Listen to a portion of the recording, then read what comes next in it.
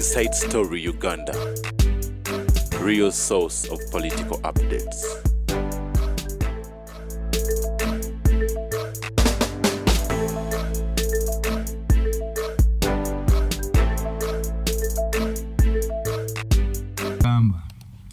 Abaganda baga nti azaala ekibya kiwongerera ne azaala omugezi naye amuwongerera. You are suffering because you produce an intelligent man. Sibba ku kyalo siri mubbi. Hapana tibakunoonya lwa bubbi. Is the only Muganda who was targeted by Buganda rioters. Teri mulala yazaala akasajja akabagira Museveni nze nkuba obulubumeka. Museveni yamuwadde ki? N'akagaali katambuliramu omusajja yakaweereza kuva mu America. Sika government akagali akabalima hatambulire mtu wali yateyasasulide ko ku biro weewaawo nenjagala obebaza nze buli lwengenda mu studio ningira bange ekyuseeko buli lwenzija ku church wano ndaba weekikyuseeko kati ginemize nekomanyi nti mulimu leedi ezimu ng'akazindala bw'omala okwogerako ne bakakuleetera ate bwe mala okwanjula omukuku nava atuuse ate akazindala likajja wano banaye mbebaza Dr. James Serwadda studio yo kati abantu bagamba ki abantu baninda kwogera ku ki kijja kitya omuntu ayogera ebigambo nti tugenda kulumba Kenya ate taata n'avayo n'amwetondera ate n'amulinyisa n'omulinyisa tumuhooza amubiased. Why? Muhozi yanjagala nnyo. And those who have worked in the State House, Muhozi talina problem n'abakozi ba State House, abajozi balala. Muhozi, I have never had a one-to-one with Muhozi. He used to stop, wave at me. Gwoyogerako ng'agamba nti obeera olinga ze naye. Engeri gy'omwogerako. Obanga ali naye obe yakava naye. No, Muhozi. Babango mu September 2014 yankubira essimu ekiro n'angamba nti muzeeyi byo tabiriimu fezi tubiriimu nga yakugamba ezo ntalo zaabwe z'abannakalema. When I was poisoned Muhozi sent a doctor ate ne mukyesingaawe nali simumanyi kuba ate kano night yali amaze okuga nti bamutwale president agidde bantwalewa ebweru ataliiwo ate kano night yali amaze okunkubira essimu. Let us meet in the bar. Nimugandi ku weekend to meeting mu Balakisi. Sendi musiru. Weekend gaba mapenzi sibira mu Balakisi amaye soja. Kakati bagenda connecting ebyo. Nengenda kucheka. Ewa yampezo mutwalo kwa dola gumu nalisima nje kuvudde. But eventually the serious centers abantu nzitya nnyo. Nentegeera. Soka kuzeeke nenya. Tu nakitegeera. Nti bayino lutalo lwabwe. The problem with government, Museveni okuva mu nseko. Bosoma akatabo kange kana akamuhozi. Nkubuulira. Ti Museveni's problem has always been transitional. Twagendanga mu nseko nga batuga nti Museveni olumala okunulera alaga South Africa. Kakati okuva ku olwo n'aleeta emyaka 4. Ne balowooza nti ajja kumalako emyaka 4. Constitution bwe yakolebwa n'agamba nti nyongeddeyo 5. Kati bateka mu term limit n'azijja ne bazijjamu. Kakati Museveni has always empisi egoberera omuntu atambula ng'erowooza nti omukono gugenda kuvaako gugwe. Ye empisi ng'egoberera era bamukono gutagwa. Nti is transition buli kaseera bamubalira nti agenda. Ate kitagenda ate azaala bagenzi. Kitagenda azaala bagenzi. Yeah, Abaganda bakugamba. If you live longer, you bury your own children. Kati Museveni would be successors. Bonna baweddewo. Nze nakitegeera. Nawandika akatabo from Chronic Prince to Commoner nakawandika kumbabaza. Nothing is more challenging than graduating from a Chronic Prince to Commoner. Abadde omulangira. Nti kasita Muhoozi yatandika okukola zino organization gondize za birthday party bamutulyanga Chronic Prince. Yatandika genda Rwanda, avudde Rwanda akoze birthday. Yes, ayino kubwa. Fa Abaganda tukugamba ti omwana kasita atambula mu lujjanga tanamera mannyo asera kitaawe tumusibe ebikolokomba. Kwa bino bina bibeereddewo nga n'amawulire ga kafuluma nti waliwo abasabye 226 akomewo. Anti kankubuulire. You see, ekyo mbabuulira ajja kuddira nawandise ekitabo kyange Museveni yakomawo. Wakiwandise? Tosibaawo omukazi wo nti bw'ojja kuwasa mulala Museveni yakomawo anti awaani kati awaani. Naye nze kyenneenya ku pulezidenti kiri kimu era nawandika mu katabo omwo.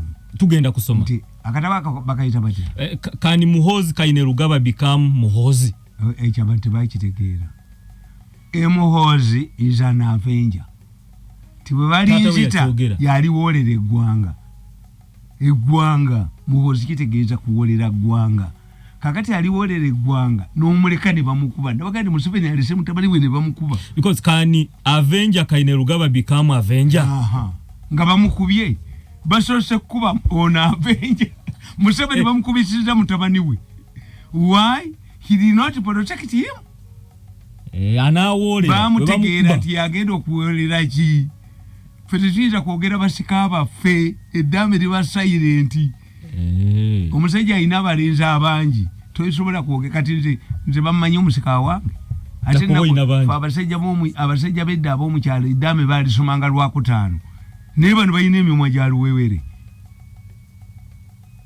Akukuleeta omuteresa eddaame n'akuleeta crisis mu family. Yes. Kati Museveni kasa yayogera naga nti ono ye muki yavenja yawolera ki kasiri eggwanga kuwolera ggwanga ali nunula ali wolera eggwanga kasiri eggwanga. Kati Muhoozi kitegeeza ggwanga kati kabasoke bamukube aliwolera eggwanga naye nga banaamusobola balyoke bakukwateko ate banaamusobola anti amuyambe. Katusome katabolero kani Muhoozi Kainerugaba soko kasome nakawandika lunaku ki otegere nti obwongo bwange bukola. Abaganda bakunga nti zaluma bigere omwoyo gutegeera. Envunza teruma bwongo apana n'omwenge tegwonoona muntu. Omwenge tegwonoona muntu. Omwenge gwonoona ng'oledi wayononekadda. Nze nina obwongo mu mutwe bw'amaanyi ayirukufa. Ago wenkuga nti it is amazing. Kale katusome omukuku nava agamba soko babuli nakawandiika ddi wengezaako okulaba wano emabega waako awo akatabo kano mukukunavu yakawandiika ku Sande lwali lunaku mu mwezi ogwokusatu mu mwezi the main event 2 days after Anita Among won elections as the new speaker of parliament. Munaku 2 nga Anita Among yamaze okuwangula obwa speaker. Nabagamba nti Gaddafi yakaya ni obutabu bwa Shakespeare tiyali musiramu Sheikh obwange mbuteekako ne event nsooka buwandiika mu mukono ne mbutereka tebali bukiraiminga nti omutamiivu ono yabeeranga banaawandika ebintu bino. Katusome. What amazes me is that President Yoweri Museveni has failed to protect his son from such damaging accusations pendoed by close members of his family.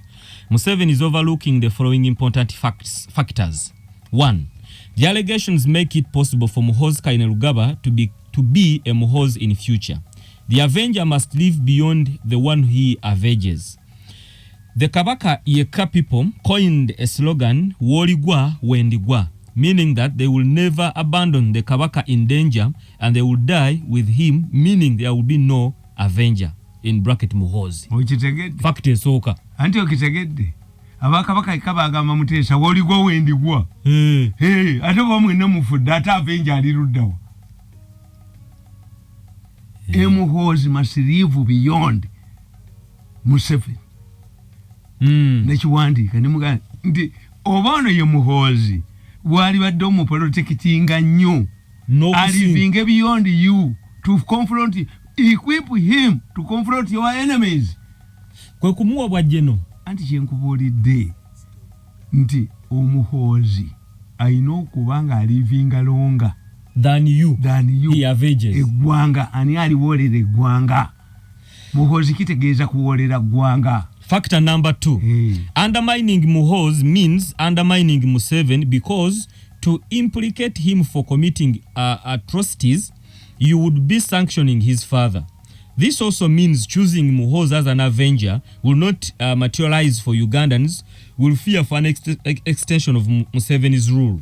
People will shun Muhoozi It happened in Kenya when Uhuru Kenyatta lost elections because he was seen as an extension of Moi's rule. He had to abandon KANU and come out of Moi's shadow to win despite the ICC nose around his neck. Mpisimu ya nkunyo likoda. Kakati gwe, ye president na bana ba intelligence chibatalaba. Nti if you want Museveni not to choose his successor, because we have two scenarios. Where a leader chooses a successor has an impact in choosing a successor, and where the successor he has no. Mulaifi afatukita interstate tuwafodeto ina dame our administrator general yatwala ebintu byo bwofango ine dame administrator tayingiramu kubanga walaga bino gabanizibwa. If you are popular, you can use ogamba term limit obami yako bachinze jimpeddeko nemba lekedde ono ti Saliva yali president wa Brazil ina abantu babeka milioni 15 niye lekawo vice we mukazi mu Africa baliga nti amwendako mukazi we term limit eganye echi. Nyerere yakwata amanyi ge naleta Ali Hassan Mwinyi omusiramu munsi ey'abakatuliki. Nyerere agenda kubeera saint n'ave Zanzibar n'amuteeka why he rode on ku shoulders ze egundi General Basanjo yaleta erito known yaladua nga mulwadde n'amuteeka ku president using his influence. Kakati mwe kimusooka okukola musooka kuba Museveni ne mumudentinga nti buli identifyinga naye agwa mukubemo yawunye Kinyata mwe muleta n'agwa bweja ku mwe yawangula.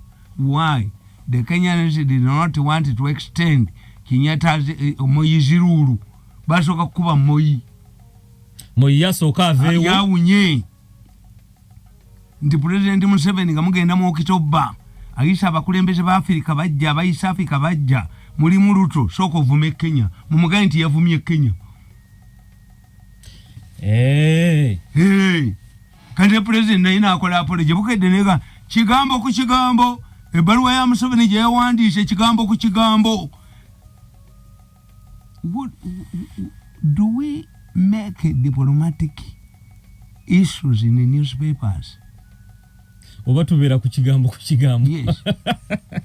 Era bumono nere ddala kuba lwabo wasente naye nsaba Katonda nfundize kuwabukedde ku mukolo kubanga ze bankuba nnyo ne banyonoona nedda nkubuulira kakati okitegedde nti osooka kuba ani bakuba Clinton ne bamuleetera omuwala Lewenziki ne yeerwanako n'agenda ne mu Congress n'abaga nti everybody is a sinner. Musajja bamuyita Lieberman n'amugamba not a sinner like you.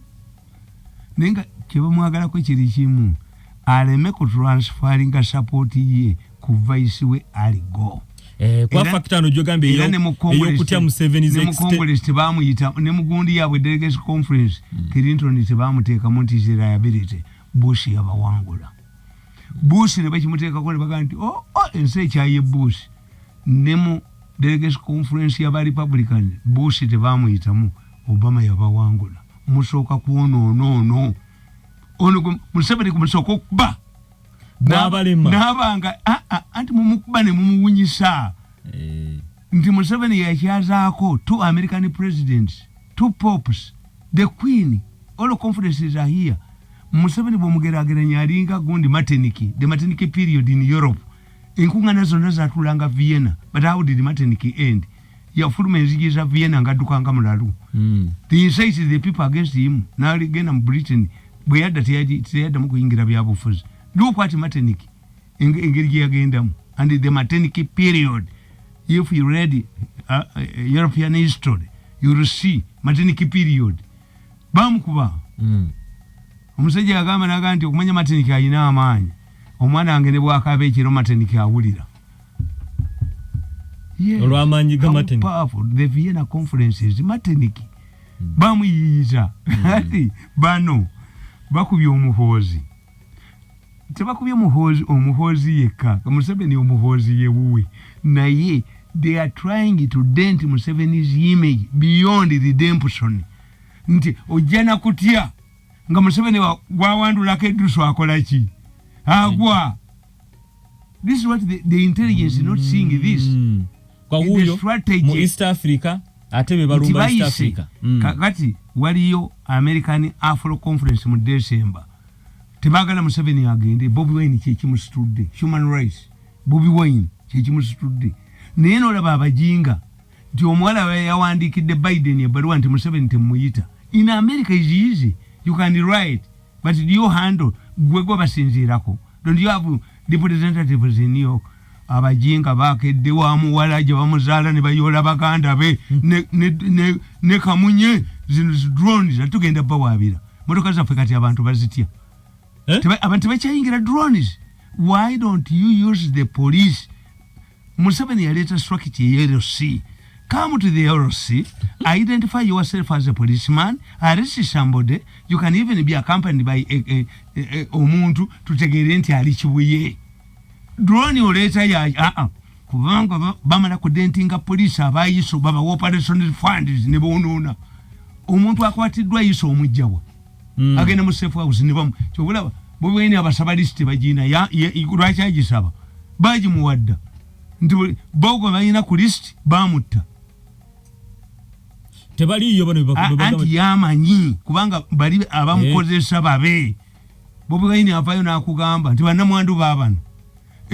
Gwayina bannamwandu boke wamwe okawali amalalo. Wamwe okawali amalalo. Namwandu wa Kawese yetavaayo tebamujjayo. Namwandu wa Apiriga yete bamujjayo. Namwandu wa Kirumira yete bamujjayo. Omwana wa Katumba wamala kubamutana yetavaayo. What type of government is this? Who is handling their public relations? Batu government tugenda. Some ensonga endala. Ensonga eyokusatu. Can Muhoozi Kainerugaba become Muhoozi? Okay. Ensonga eyokusatu. Now that the future is bleak for the group trading in human organs, they plan to install a puppet leader who will not surrender them to Hague after it has become clear that they will lose the case. This also means that they will fight tooth and nail to ensure that Muhoozi is also indicated in order to get their own people out. Organic case. Omanyi bayagala ogenda mu kutunda organs.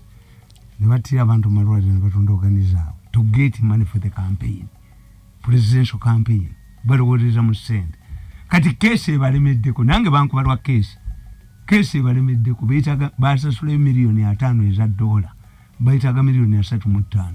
Nadde nkebera ku byuma byange ng'omusajja abagamba. Ngenda kuzibawola buwozi. Omusajja abagambye muzzeeko pulogulaamu za Mirundi zonna nzibawole.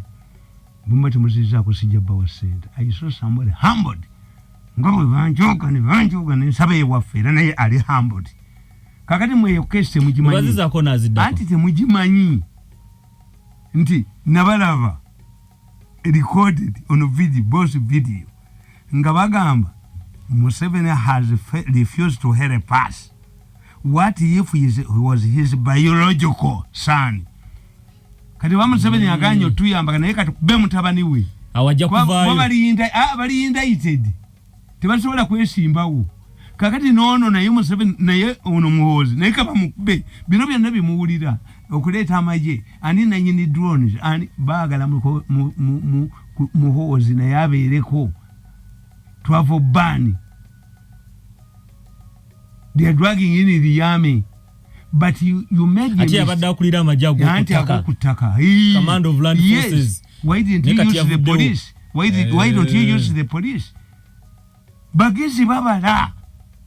Era nze nkubulya nti eyo group Museveni bw'agimma ssente $3.5. Museveni yakimanyi yazibamma. Babadde bagenda wa Ruto mikwano gya Ruto.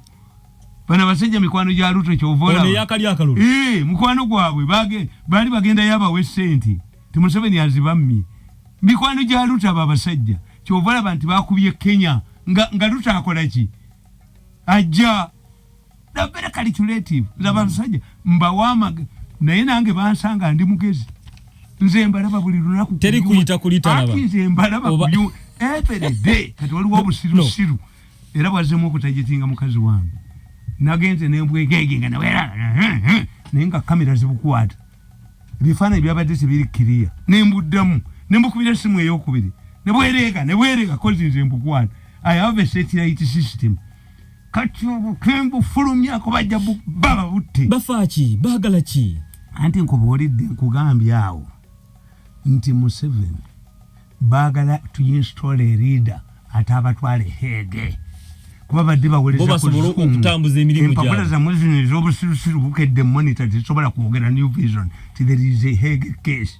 Most of your people, prominent people are indicted. Bagenda bafayininga babaliyako dola $5,000 kati bagala 3,500. Musajja mu Canada yabagambi ngenda kuziba wola ngamba laba naye mugende muzeeko pologulamu za mirundi zonna mwagenda mu UCC ne muzijjako musayininga endagaano mbawe sente video omu Canada lwaki ali ku side yo mu Canada yabagamba tosobola kukola business mu Uganda nga tukolaganye na musajja oyo ne bazijjako bamulage tatu kujjako yanigwi bazijjako bamulage nti tusobola mujja kujijjako kana akafuka bakakube bakattaka UCC. So mie mbakwata era bagamba how can this man go to Rwanda alone? Yagenze nani? We had decided it would be a family matter. Naffe twali badde represented. Are you going to sell your cows from Rwachitula to Kigali? I know kubeera ko bonna bwe batika timugudde because the most marketable person from the first family was omudalo wali waja kale nyine wajjayo omutwa abantu bayika mu kibuga nadduka kati mwese mwika singa mukuna butuba manya tetulina kye tusobola kolawo tembasobola singa batuyamba singa batuyamba no batugamba mbamanyi kakati ebyo biwandiikadde nti bagenda kuba muhozi wayi muhozi tali indicted era kati baguluminga Bobi Wine bamulimba ti Bobi Wine yasikira Museveni Bobi Wine singa ali obukulembeza abajja ko packet leader nga market dirudda boyinza okutwala embize Saudi Arabia nawe mukukunavu Muganda cannot be marketed okujja ko nga ali marketed bantu balala. Bobi Wine bamukozesa nabaga nti Bobi Wine bamuwa bilioni 5.8 nembaga nti Bobi Wine bamuwa ekibiina ekya NRM kyennyini. Bobi Wine ranga me at 6. My brother have got a party. Konse congratulations. Tufinya ekibiina ne tukifunye mu bwangu. Ekibiina kya Bobi Wine nupu cha NRM. Nemba gamba nti balanga ennaku 14 mu New Vision eringa Uganda Gazette. Eriye ekibiina kikyusa obukulembeze. Nenga waliwo nga intelligence. There is a disparate man who needs a party and a smaller party under NRM is advertising a delegates conference. What type of intelligence is this? Mwali badde muyina omuntu asoma amawulire n'ebira kulya buli sente bakataba nupu ya NRM baji muwa na bagamba ti Bobi Wine came to me before he decided. Bobi Wine came to me, I say confused young man. Nanga nti Buganda waliwo abasajja abaagala okunkozesa naye nkola nti nemuga nti badduka Museveni kusitula lubengo badduka bajja kukozesa badduke. He came to me for consultation. Baby kulu bamukozesa najja nemugamba gumunye n'ekibanda kyewamu taata waayi n'ekibanda olwayisa Museveni ekibanda kya mukigenda kugwa gundi radio naye gwe basookerako n'agaana ne bamutta ono wizo radio ono moze ate nze njogera bya busiru omugenzi kati anze njogera bya busiru Bobi Wine taliiwo didn't he come to me? I remember a young man ali mu lumoro ya brown ne shirt ya brown ne jango boot ne muganda we najja chairman nangamba tuyambe tulabe Museveni kubanga nti byo wabulidde muganda wange bitubituddemu bajja kumutta nakubira Bobi Wine esimu ne muganda nti gwo ogenda kayuka bagenda kuttirayo nangamba mwawe ya naye nja gendayo nze njogera bya busiru nabagambye jo nti bagenda ne bafuna mukasa Jamiru mukulu yajja mu kooti omulamuzi omusango n'agulemeramu ogwa bbeero ne balowooza nti Jamiru mukulu bagenda mutta Museveni agenda muwanika kalabba baatula ne bagamba eddakiika ziweddeyo baatula ne bagamba factors ziweddeyo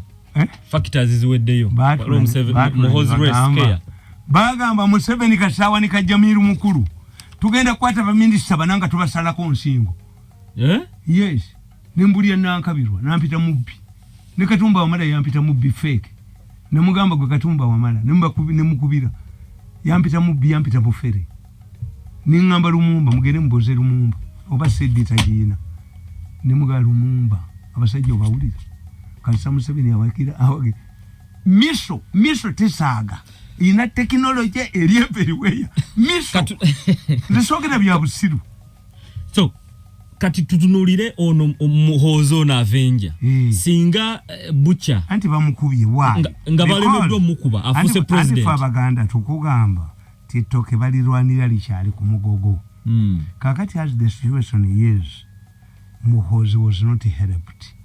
Why? And he did not help himself. He would have denied the tweets. The president would have instituted an investigation to find out whether these are actually Muhozi's tweets. Oh, because what's the purpose of a committee? A committee, maybe offers batugamba, a committee, a donk and a camel. Donk yakolebwa Katonda naye ate kamu committee bifaanagana. A committee helps you to divert attention. A committee helps you to it helps you to buy time. A committee helps you to deal with the people. Naye ekyamuhoozi nabagambye tifu Abaganda tugamba ti ogwamwana gundeebukanya nga gw'omuzaala ndikwata n'empaayo nga wasikira musikire. Muhozi was not helped. Why? The brain workers, bad money drivers, good money away twadduka. There was no way ekintu kyonna ekikwatagana ne international community kitwalibwa differently. Bakitegedde nti tugenda mu Okitoba omukulembeze wa Kenya ajja kujja katutabule Kenya. Let me tell you, when Raila Odinga said during the campaign, Uganda does not matter. Uganda is a failed state. Did our diplomacy raise the issue? Raila Odinga teyachogera. We don't have anything to learn from Uganda. Uganda is a failed state. Teri yachogerako. People make a statement. But babadde Muhozi bamunoonya. Abamulala kyali yitiddewo. And why did you overreact? Did you see your ambassador, your high commissioner in Kenya, summoned by the foreign affairs of Kenya to make it a big deal? Yabaguddemu abalabebe nzimbalaba bagamba Muzei likes his son, but his son cannot control power. Bonga bwe bagamba ajja kwata power bagimujjeko naye yegwayagala naye ajja kwata mungambe obutambi mbukube video clips nga bagamba. Yes. President Museveni ye mutabani wa mwagala naye mutabani we tasobola capacity kwata power. So bwana ajifuwa bagimujjeko abana bagimujjeko tugende mu ekizayo abakuba Muhozi olowooza abakuba Muhozi bebweru eyo yagenda ku Uganda yagenda yabali ku Uganda abakuba Muhozi bebweru babe abamukuba babe munsi kyo mwosanga nga omwana wa president naye akubwa nse banumba naye mbakubye omuziba akugamba okatera mandu anti nginyeseza akayo kaliba kalijo mbakubye emyaka 10 tebalinjiramu tebaje kuddamu babonyabonyezo kamala basasudde sente mpitirivu business nagitta business labwe zonna nenze kuba nenze malawo ejogo lyabwe lyonna nendijemu tebaliddamu kujoga bakoze mu State House tebalikiddamu okujoga abantu katumalirize kubolya nenkugamba from now where do we go? Zindi mukwano gwa Muhozi mwagala nnyo. A setback in politics is good provided embeera yo gitegeera. A setback is good enkonge mala kukuba ne obuuka mala kwekoona. Where do we move from now? It seems to me nti afende Muhozi munyivu ajja kwongera tweets endala. No, when people are begging for your political blood, remain humble or humble yourself. In fact, it would be in the interest of the president and those of us who support Muhoozi to enroll Muhoozi in a diplomatic institute in Bufaransa. Agenda mulwanyi mulungi. President Yamugame is a Pan-Africanist. Yes. Agenda siya jagala. There is a problem, the weakness bamunonyeza ne bamukwatidde ku diplomacy. 2. President Bush Senior bwe yalabanga mutabani we Junior talina experience yaleeta his former vice president Chine because a handler Muhoozi needs a handler, not an advisor. Advisor wanjawulo ku handler. Advisor, I don't take what you tell me. A handler means a strategy jamu na njijamu. Muhoozi needs a handler. He's young. Era nze bwemutunuulira nze ntunuulira nnyo Junior oyo. Junior tafaanana banne. Ne banne bamuyita ne bamugamba why. Junior asanze enkaddiye. Si kuba okuba omwana kati tebakwatya omwana olugenda mu kiriniki nti bamukubye bakuyolerawo. He's taking advantage. Junior wajiddawo. Ne bali banne bakimanyi. Bali batya. Gomuga nti Junior yawe. N'okwatyo kyasobola bakuba ne bakutya. Ate tukyakuba ku baana akajanja kaabano. Kati bawera sigala wano ne beekyanga sigala ava Kenya. In 1986 Museveni yali falinganga ku BET. Tobacco ngava mu West Nile. Akajanja mu parliament akajanja obusirusiru. Kati sigala ava Kenya. All of the jobs BET yagalawo. Wali kajanja. Kakati nze oyo Junior mubala. Tuchita formative stage. He found me. Nato kyakuba. Ate okuba ki? Kati nze nyinza kuba mukazi oluyi. Bokedde nkubeko. Niyo omusajja talina sisira kuba mukazi we mu paaka. Namukube ku mbaga. Kati ffe tukyakuba bakazi.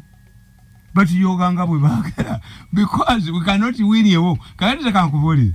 Ne balaba mukazi wange namukubyeko. Mbaga oyo mulalu. Yagenderayo ki abaganda bwe balabanga enteze basibye abanyankole bajjanga mu Buganda na kiri kifa ne balaba enteze basibye abaga zaki mayoji kakati nze I cannot win a case against any of my wives. Why?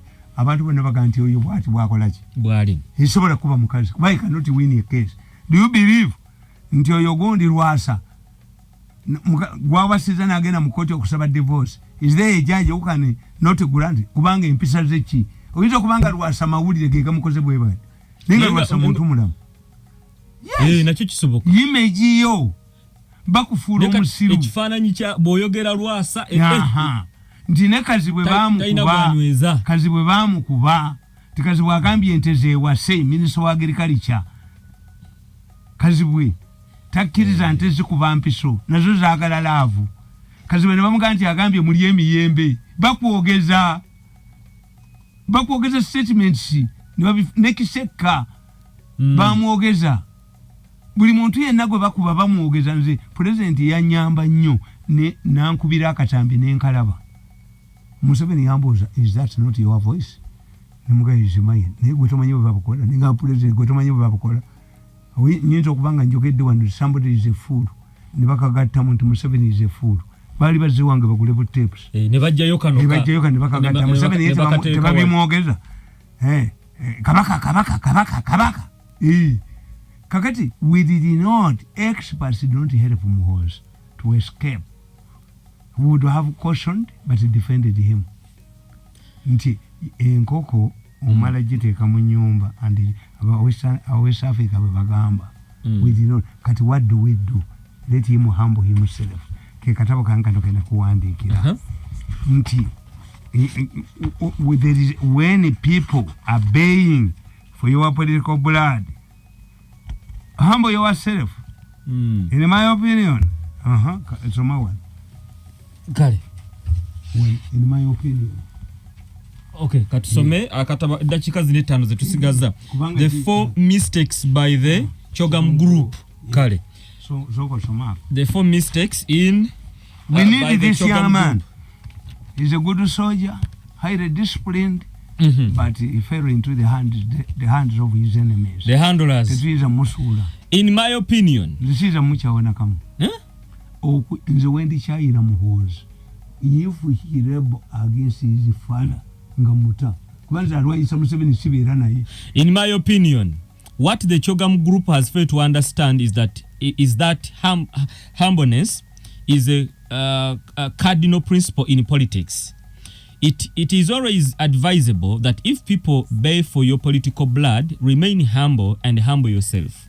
The public always sympathizes with the victim, not the arrogant ones. Political enemies are always satisfied with humbleness, and when their enemies are humbled by the situation. For example, the Kenyan politicians who were indicated by the ICC went to the Hague. The TV images flashed on international media will eventually satisfy their political enemies. They have traversed Kenya for what they call prayer rallies.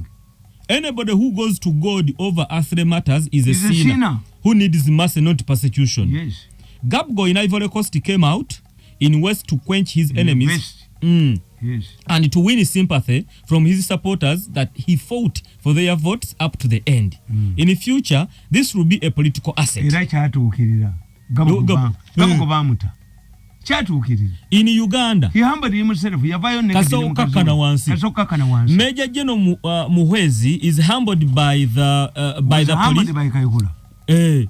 Who raided his residence and turned down mattresses and sugar barrels. Muhwezi put on a brave face and did not desert the government as expected. In fact, Besigye, who was attacking government for not prosecuting the corrupt, became Muhwezi's defender overnight for opportunistic gains. However, Muhwezi remained steadfast. Major General Moses Ali did the same. As a younger reporter, in the Muliro newspaper, I covered Ali's first meeting with President Museveni. He landed at Entebbe Airport with his own Land Rovers and personal security that guarded Lake Victoria Hotel. However, when he found himself on the wrong side of the law, he put up a brave face and bounced back in the political limelight. My considered advice to the Chogam group is that Waroba Wamagezi, they should emulate Muhwezi, Moses Ali and others who have faced similar and worse situations before. Katwanondozo yongerako Geno Muhoozi naye. Ugandans want to see them in the dock where they should confess their innocence and regain their full status in society. This is the imbalance of politics. Every politician must undergo if or she wants to regain lost credibility. Okitegede era chibakola. Kubera hambo. Kutesa, Honorable Kutesa, went to the dock. Kutesa went to the dock. Era ne bamugamba n'abagamba nti office ya igigi fully constituted. But Kutesa went to the dock. Era muwalawe yafumbira Muhoozi ne relatives be bajja mu court.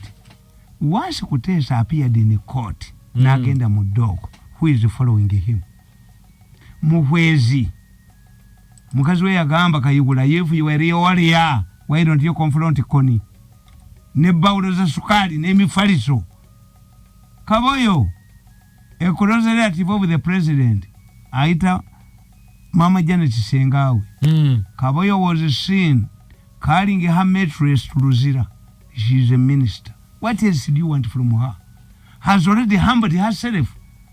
Moses Ali had a stint in Luzira. Yajja wa amanyi nnyo.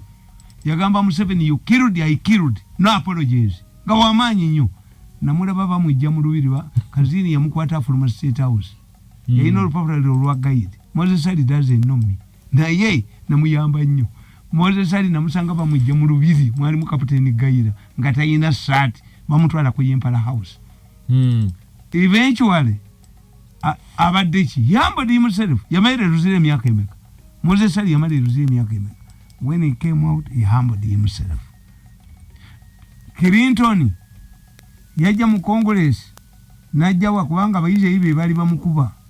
Papa yepanka kuba Israeli ne yepanka Clinton nti bakole baba Palestine state yabo. Abayize eri Mossad yakuba Kereziya mu America. Kereziya daisi sezimu tezi bakwata obwana nengo obwana bwe bagamba kwata babukwata myaka 5. Papa yatuko okulagira abakatoliki mu Kereziya tibannange bafaza mwenna mufukamire mwetondera abantu ngo omuyudaaya the Pope humbled himself naganti mmwe n'abasosodoti daisisi mu America zaggalawo naye nga bakadinali babagamba mwakwata obwana omutu mwasodomaize mu myaka gy'ataano naye nga bali mu 9 Mossadi yakuba Kereziya era mu Australia kardinali wa mu Australia yagamba Papa nti abasisita babuze tufuna abawala abakola mu bbaala nga bambala jini bakola mu bbaala ekiro ne bakola emirimu gy'eddiini. Papa n'amugoberawo yamugamba babuze tetukyalina basisita Kereziya baaje kuba mu America. But the Pope humbled himself. Nagandi obote bwe yajja wano yakishinga ettaka ng'akomawo ku Busenyi. The Pope kissed ettaka. There are times when nze bankubye bukubi nti gye banvaako balinga bibe. Somebody says let us pay him. Museveni gave them my money 5 billion ne bazitwala. Otherwise singa nange nabavaako dda. But my defense is to be defiant. Okuba confronting. If they opted one ambafukamiri wali arrogant ennyo atawangulwanga kalinga Putin ekimukubiza mu Ukraine tawangulanga koya baba kyekeni ya baki na taking us for granted. Okay, Chairman Kamoge Mayiga akutumidde. A setback in politics is good. You can lose a battle but make sure you don't lose the war.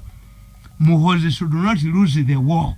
Should evaluate the wound for bamwagala ne president kubanga yifu Muhozi rebellions against his father tiyali mu promoting. This is setback by enemies bamukubi tebamuyambi abagezi titwabaddewo nti how can you confirm nti tweets za muntu lwaki etteka lyansereko baalireeta nelino lyali mu kwogereramu lwaki baalireeta you disown the tweets. Is not a letter written to me by me, even if a letter. Tebaleta wano sigina tebagamba kazinda yalita tatwala bigirimana ne baleta akabera signatures. We did not help with this young man, but we need him, and we should not lose hope. No, a setback is good. Ekigwe ekimu tekigana baana kuyimba, but we must rehabilitate him. The president must identify mentors. He must enroll in the diplomatic wound. Bayambo mutabani. Bamulabeko mu college. Nti yagenze kusoma diplomacy abafaransa bebasinga okusoma diplomacy. When Chiruba was going to become a president yakwata mukazi we namutwala n'asoma how first ladies behave. Mutesa bamujjano ne bamutwala. Kabaka wa Buganda takulira mu palace. Akulira mbakopi Mutesa yakulira yo mubende. Gundi ono Muswati when he was going to become a king. Bamutwala. Muswati was taken to Britain to train, to mentor him. You cannot lose. Kakati nze bankuba. Singa sali mugezi nengenda mu opposition. Singa siba face eminyira. Naye Museveni yampitanga wendi. Nangamba obukolwa bukulidde. Museveni yangamba obukolwa mbuyita mutya. Nemuga ntuyita bukolwa babutululumi. Nanga naye gomanyi. Ng'obukolwa bwezika ku musito omunene bugulya. Nemuga nangamba nasuka nangandi. Kati obukolwa bukulidde. Buli kakolwa akalya ku musuta emyaka 10 kawulula buluzi kavuga boda tujja kutandikirawo abatulisa tujja kutandikirawo kajiri yatuse da mu studio buli kakolya akalya ku musuta kavuga boda ekiro mutoyi